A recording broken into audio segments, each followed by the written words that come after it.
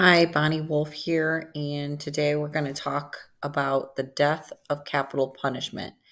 Is the end near? Meaning, are we getting close of ending capital punishment? So let's take a look at this in detail. The presentation is going to be outlined with number one, historical use of capital punishment, a little detail on that, the current use of capital punishment in the USA, what are we doing as a country, public sentiment on capital punishment in the USA. How are others? What do the polls look like? How people feel about capital punishment and alternative punishments to the death penalty. So, if we do get rid of the death penalty, what can we substitute, or is there a substitution that'll take place? And the summary and the references and sources. Let's continue on. This is a pretty graphic illustration of one form of capital punishment. It's called flaying. Here they are skinning a human alive as a capital punishment. It's pretty graphic. There's a long history of convicted criminals and how they were punished. There's different sayings that culture uses. It's like death by a thousand cuts or an eye for an eye. Those come from historical actual meanings. So the previous picture was a man being flayed. Another horrible way to go is sawing, where they cut your hands and feet off. They cauterize those wounds to make sure you don't bleed out, and then you're sawed in half alive. It's cruel, and it's really shocking how awful in all the many ways that humans have been tortured to death as public. Dragging by a horse to be hung without a drop so the neck doesn't break. That way it's not an instant death. And then genitals cut out, stomach slit open, internal organs ripped out, and the corpse would be divided in four quarters. It didn't get into here, but then they would display the corpse for the public to see, for warning to all witnesses of what would happen to you if you created the same crime. And crimes were not just murder. They were treason was a big one. If you went against the king or the leader, that was a big one. China has had one that not only you would be prosecuted and killed, your whole family. And it's not just your children and wife, it's your cousins, it's your mother, like everybody in your family. Wipe out all the genes. It's pretty horrific looking back to see what humans have done to each other. Current use of capital punishment in the USA. It is a federal law still. Capital punishment is legal and federal level as a penalty. It's a state still legal in 27 states. There's the states listed there. Here is Texas at the bottom of the second column. And there's a current death row population totaling 2,333 in the United States as of January 1st of last year. California leading the pack at 665 current prisoners. Texas comes in third, 192. So where is capital punishment still being carried out? As a region, this stats looks at information taken between 1977 and 2022. And it's really in the green is the high, and it's the southern region. There's our southern states that it's legal in.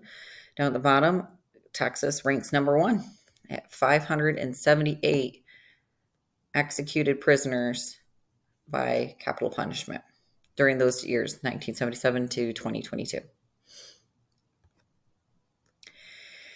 Here is the numbers for Texas during the date range, and the highest execution date range is in 2000 at 40 prisoners that year that were executed, with a slight decline to current dates.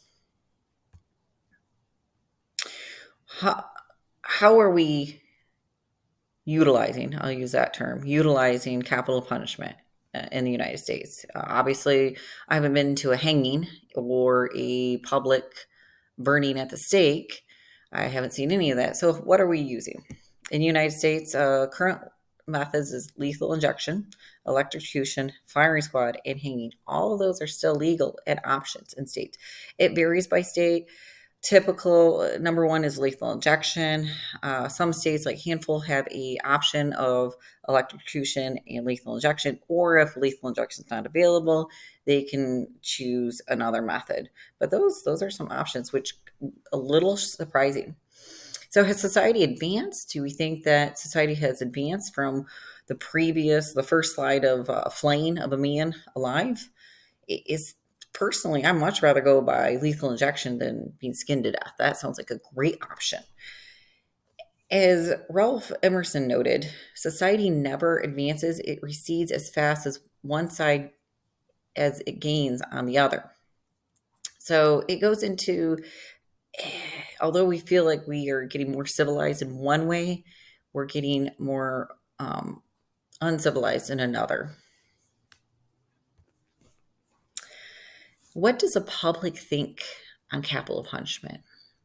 I mean, if you go out there and you start talking to people, which I have, this has brought up a lot of conversation and dilemma. What do people think out in the street? And it's divided because you have a lot of people who feel very strong on one side than the other. And it's really interesting in the reasonings why they feel that way. And it's almost 50-50, really, of who opposes and who favors the capital punishment for murders. Let's clarify. This is for murders. It's not for auto theft. This is capital punishment for murders. And the no opinion seems pretty consistent through the timeline, but there's a little almost crisscross right around that 1965 when civil rights and all that was going on. People got a little more together and agreed on this for once. And then we came clearly far apart and coming closer together as we get closer to 2022. So what is the dilemma? What do people feel? Why are they against capital punishment? Why is it an issue as a penalty? Number one, it's irreversible. Like Alanis Morissette saying, it's a pardon 2 minutes too late. If you find the person not guilty, it doesn't bring them back to life. But if they're in prison and you find them not guilty due to new evidence or a witness or somebody comes forward, etc., they can be released. Yeah, they spent time in prison, and that's unfortunate in itself. Don't get me wrong, but at least they're not dead. You haven't taken that life for no apparent reason. Another one is a violation of human rights. A lot of people feel this country is built on liberty and freedom and life, and it's taking one of those away. And then it comes into our justice system. A lot of people question the thoroughness and the fairness of our justice system. A lot of folks that I've spoke with and research has shown that there's evidence that's been tainted. Eyewitnesses don't really see what they think they see.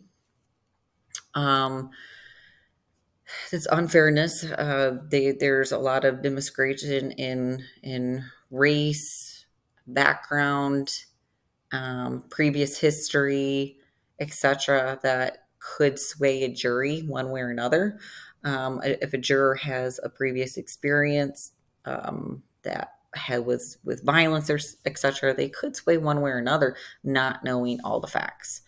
Ethical considerations. Most religions are against murder in general. So it's an ethical thing when you're sitting there on the stand as a jury saying, yes, I agree to take this person's life. And then it comes down, if everything else is okay, it comes down just to a financial viewpoint. And we'll get into that. So on the top of race of defendants executed, it's just under 56% white and 30% black, and the other percentage between Latin and other races.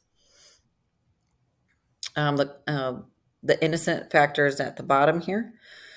On average, 4 wrongly convicted death row prisoners have been exonerated each year since 1973. That's 4 people that were not guilty for the crime.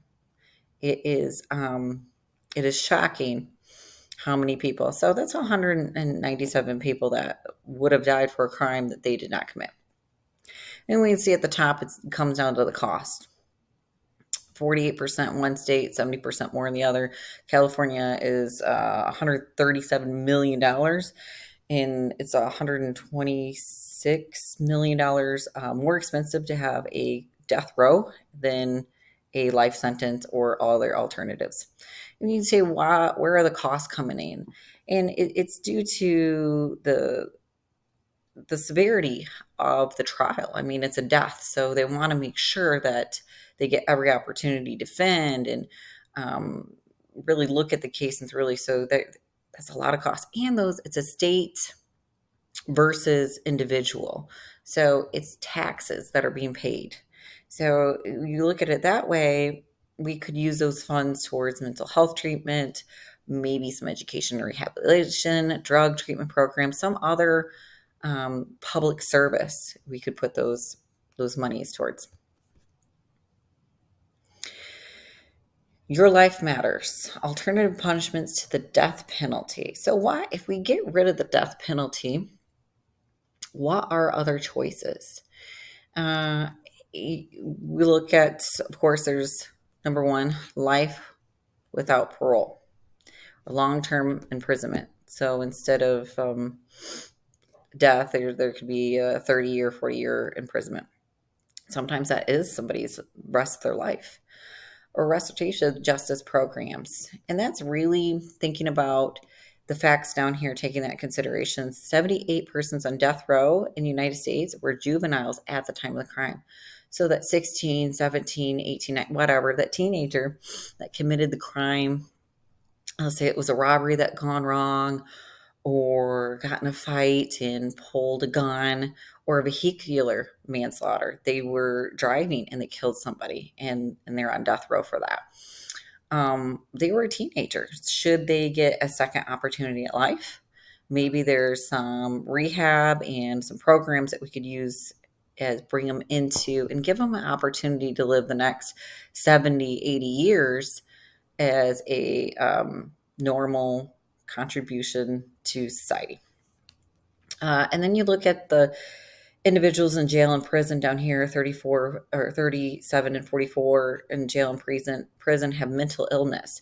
So maybe there's some other reason why they're committing crimes. And 63%, 58% jail and prison have a substance abuse disorder.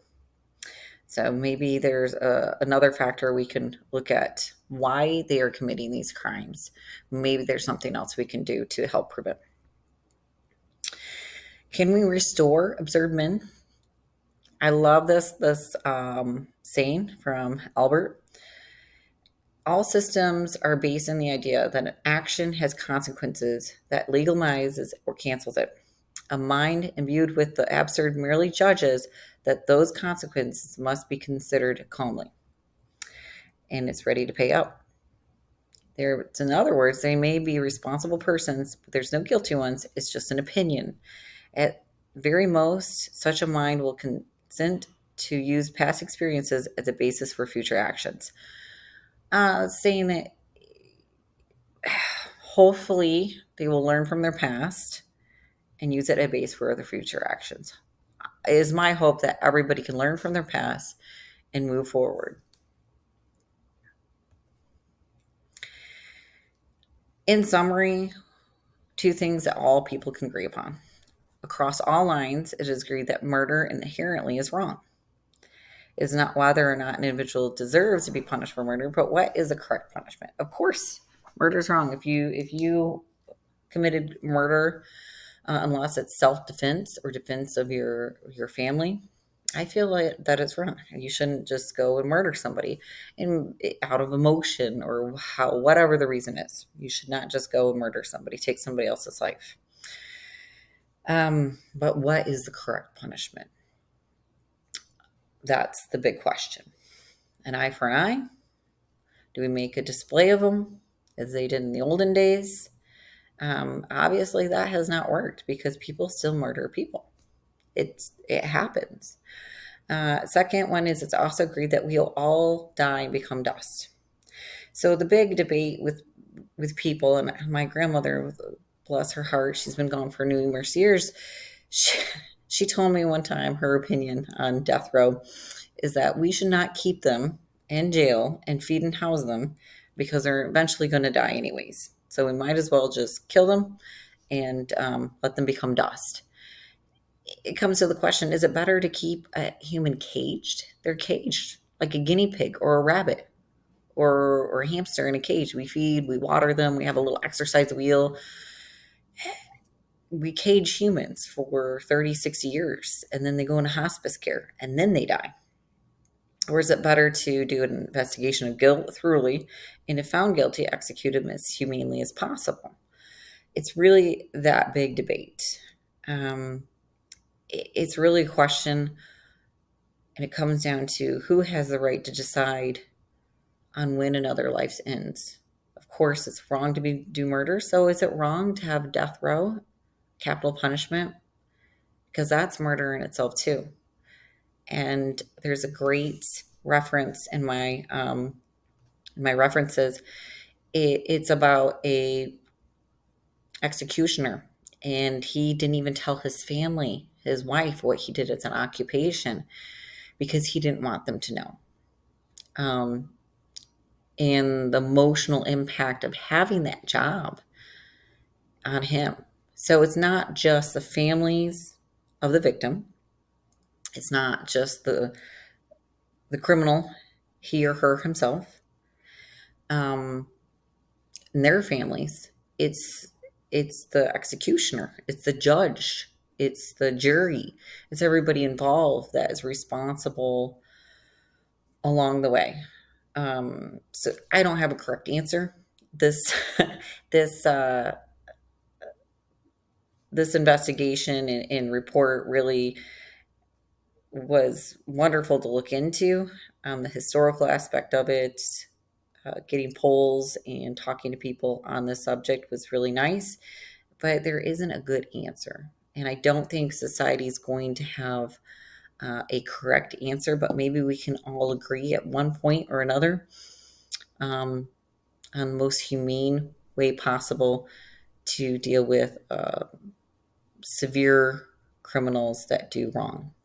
Thank you so much, and I look forward to hearing any comments on this. Take care.